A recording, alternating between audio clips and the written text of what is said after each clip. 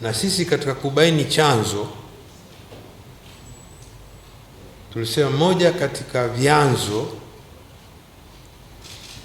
vinahusu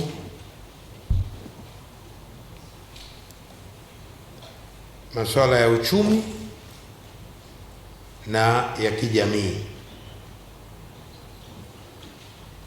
Ukosefu wa ajira hasa kwa vijana ilikuwa ni moja, lakini jingine ni lile swala la watu kupotea au kutoonekana au kutekwa. Sasa tulilifanyia kazi vipi?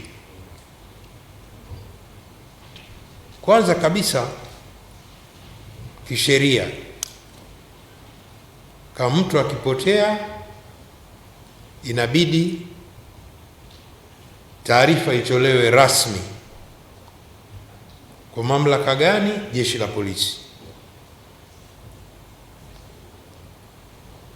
Jeshi la polisi na wanatakiwa waanze kazi ya kutafuta huyo mtu kuanzia masaa 48 ndio inaanza muda kuanza kuhisabika. Sasa sisi tukapiga hodi polisi kwanza, tutaka kujua upelelezi unakwendaje. Tukapata taarifa kwamba kwa miaka mitatu 2023 mpaka 2025, ni miaka hii mitatu, watu ambao rasmi polisi ina taarifa ni 758.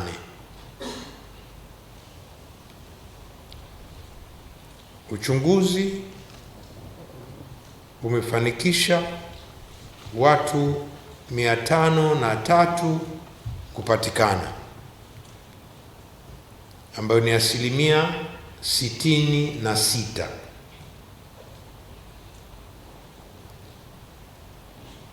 Watu 265 bado hawajulikani walipo. Watu 265 ambayo ni 34%, ukichukua miaka hii mitatu iliyopita. Lakini la pili, hizi takwimu zinaonyesha kwamba kwa mfano mwaka 2022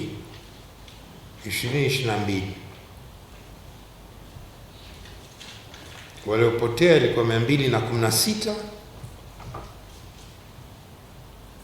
waliopatikana 160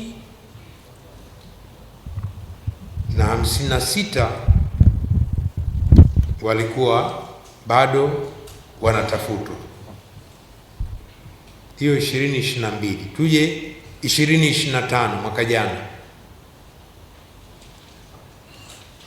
Mwaka jana 2025 watu 237 walipotea, 176 wamepatikana na ambao hawajapatikana ni 61.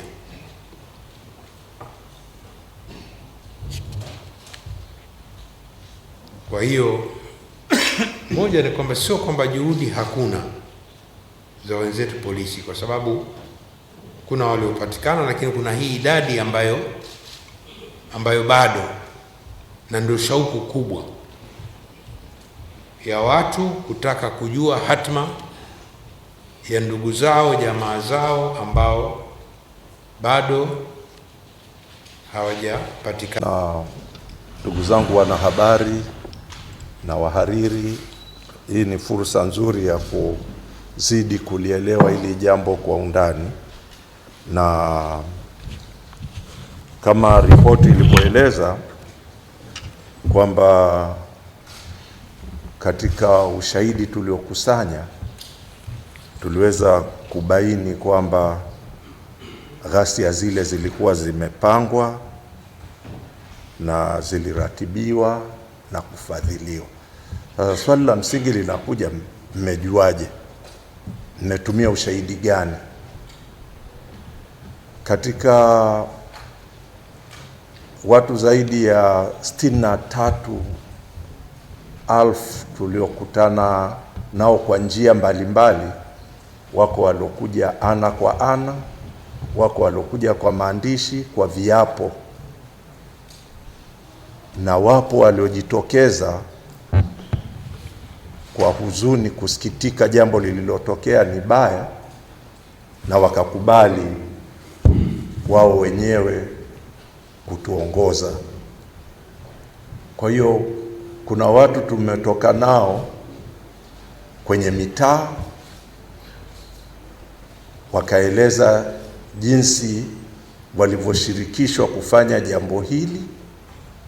Kuna watu kwenye mabodaboda, kwenye makundi ya mamalishe, kwenye vikundi mbalimbali, ili mradi walishiriki kwa namna moja au nyingine, wao wenyewe wanakiri kwamba sisi tulihusika.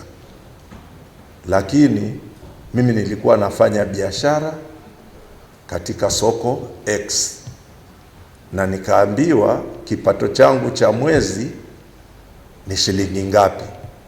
Nikapewa na nikaambiwa kuna kazi maalum, na kama mambo haya yakifanikiwa, basi siku si nyingi mafanikio makubwa zaidi yatapatikana. Kwa hiyo watu wa aina hii kwenye vikundi mbalimbali, kwa wakati mbalimbali, maeneo mbalimbali, ule ushahidi wake ukiukusanya unakupa mchanganuo, analysis ya kuweza kubaini kwamba hapa palikuwa na mpango gani. Kwa hiyo ni kwa njia hiyo tuliweza kujua kumbe huu mpango umefadhiliwa. Kuna pia matukio na picha na ushahidi mwingine ulituonesha kabisa zilipangwa mbinu zaidi ya 16 ili jambo hili liweze kufanikiwa. Na cha msingi kabisa ni kwamba iliweza kutawanya zile nguvu ulizokuwa nazo. Kama ulikuwa unategemea vurugu hii itakuwa ni ya maandamano, lakini imetokea hapa, imetokea pale, imetokea kule. Yaani kuna maeneo 202 yalitokea kwenye kadhia hii. Sasa fikiri maeneo ni kama Magomeni, Ubungo, Kimara, Kinyerezi. Sasa lakini pia kuna matukio zaidi ya tukio moja kwenye eneo hilo. Kwa hiyo ule mtawanyiko sasa na mgawanyiko wa askari kukabiliana na jambo hilo, ukichanganya na mbinu zilizowekwa za vizuizi barabarani, mbinu gani, unaona kabisa hili jambo halikujitokeza kwa kulipuka, limepangwa. Na huo ndo mchakato tulioutumia. Hakuna mtu kwenye tume amekaa akafikiri mwenyewe kwamba hili linawezekana likawa limefanyika hivi. Kuna mashahidi wamekuja, kuna digital evidence za video na picha mbalimbali. Kwa hiyo hizi ndo ziliweza kutuongoza na kuweza kujua kuna mchakato wa namna hiyo. Naomba niseme kwa uchache tu.